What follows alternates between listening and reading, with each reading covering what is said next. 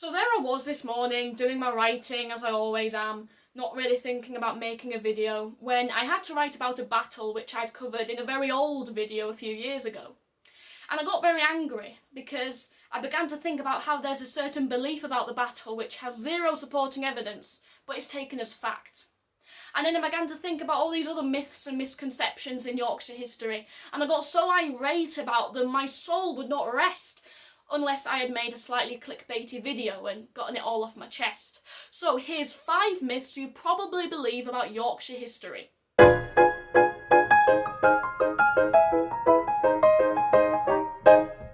Number 5. The Battle of Hatfield Chase was at Doncaster. So the earliest contemporary source we have for this battle is from Bede, who wrote about it almost 100 years after it took place. Now, the only thing he says is that it took place somewhere named Hatfield.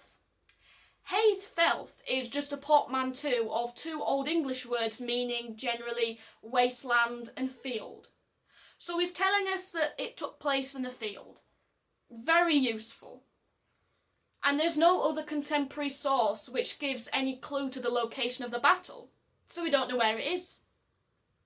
But sometime in the 16th or 17th century, a historian named William Camden took one look at the word Hatfield, which is quite similar to Hatfield, took one look at a map and decided that the Hatfield in Yorkshire must be the site of the battle, despite there being other places named Hatfield in Britain.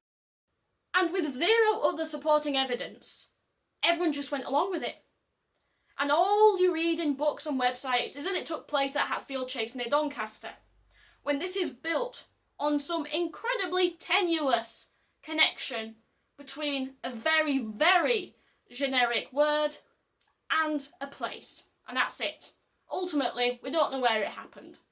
In a similar vein, number 4. The Battle of Winwaide happened at Leeds. There's a whole section of Leeds built on the idea that a battle happened there. There's pubs named after it, street names, even a housing estate named after it. But unfortunately, it's a lot built on not very much. Again, the earliest contemporary source we have is Bede, who tells us that a battle was fought at the River Winwaide. Again, Winwaide is just a portmanteau of 2 Old English words meaning basically battle and river. So there was a battle fought at the river... Battle River? Basically, he's telling us that there was a battle fought at a river. That's it. Again, there's no other contemporary source giving us clues for the location. But because some enterprising minds noticed that the prefix win is quite similar to the place Winmore, they decided that that must be the location of the battle, and it all took off. And then the story arose that the Cockbeck ran red with blood, which they then recycled for the Battle of Towton a few hundred years later. But again, we just don't know where this battle happened, and all this has been built on some very, very shaky and tenuous connections. Oh, and the prefix win is fairly common in Britain anyway, so... Now, the difficult thing about things in local history like this is that it's often very emotive and connected to people's sense of identity and self. I distinctly remember someone saying to me, well, my granddad said it happened there. And I'm like, look, your granddad could say that the moon is made of cheese. It doesn't mean it is. If it's got no evidence to support it, it's got no evidence, all right. Number 3. The Grand Old Duke of York is about Richard, Duke of York. Ah, this old chestnut. So, you hear it said quite a lot that the nursery rhyme The Grand Old Duke of York is about Richard, Duke of York at the Battle of Wakefield, and it kind of makes sense because Richard was the Duke of York and he had roughly 10,000 men, and Sandal Castle at Wakefield is built on a hill. But the fact is that there's so many different variations of the nursery rhyme relating to different historical figures, and it's pointless to try and claim that it's authoritatively based on this one. The earliest surviving version dates from the 17th century and is about the King of France. Other versions are about Napoleon or Prince Frederick. Heck, I'm going to make a version about when Prince Andrew goes on military manoeuvres in the Brecon Beacons, because guess what? It's the Duke of York taking 10,000 men right to the top of a hill and bringing them down again. Number 2. Captain Cook was eaten. This is a classic, but it's quite sad because it's built on a lot of cultural misunderstanding. So the story goes that Captain Cook tried to kidnap the King of Hawaii. Naturally, the Hawaiians didn't like this, so they killed him. Now, what's quite interesting is that despite attempting to kidnap their king, the Hawaiians actually held Cook in quite high regard.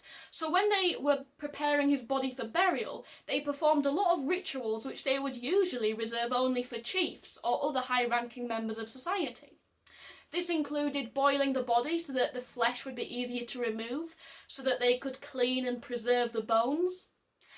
Naturally, to people who were unfamiliar with this culture, this looked a lot like they were eating Captain Cook, when really they were treating him with a lot of respect. They even gave some of the bones back to the ship for burial at sea, which I think is quite nice. Number 1. The Wars of the Roses were all about Yorkshire.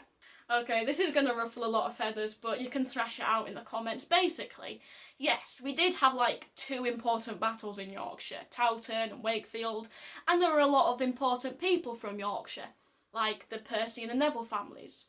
But we've got this idea in the popular consciousness, call it Yorkshire exceptionalism, in which we think that the Wars of the Roses was all about Yorkshire, but it wasn't. It's not all about us. In fact, I'd argue that there was another conflict which was even more important, which Yorkshire made even more of a contribution to, which gets overshadowed by it. The Wars of the Roses was a national conflict which involved and affected everyone. Most of the important battles were in the Midlands and the South. And yet we've got this idea when we talk about it in Yorkshire that it's all about us. It's like when we talk about the 100 Years' War, everyone bangs on about Agincourt and Cressy, yet you don't mention how England lost every major battle in the last 25 years, do you? I just think that the Wars of the Roses overshadow another conflict in which Yorkshire did actually make a huge contribution to, the Civil Wars. It's the Civil Wars that Yorkshire should lay claim to. Major battles like Adwalton and Marston Moor, plus dozens of smaller ones like York, Bradford, Leeds, Selby, Tadcaster, Hull. Yorkshire was a crucible in which the outcome of the Civil Wars was decided. If things had gone differently in Yorkshire, it'd have gone differently for the rest of the war. And yet the Civil Wars gets overshadowed by the Wars of the Roses. Now, I need to calm down a little bit, okay? But all I'm saying is, we should pay more attention to the Civil Wars and really embrace it as being Yorkshire's war. Because I could talk until the cows come home about how Yorkshire was the centre of the Civil Wars. And that's the hill I'm willing to die on.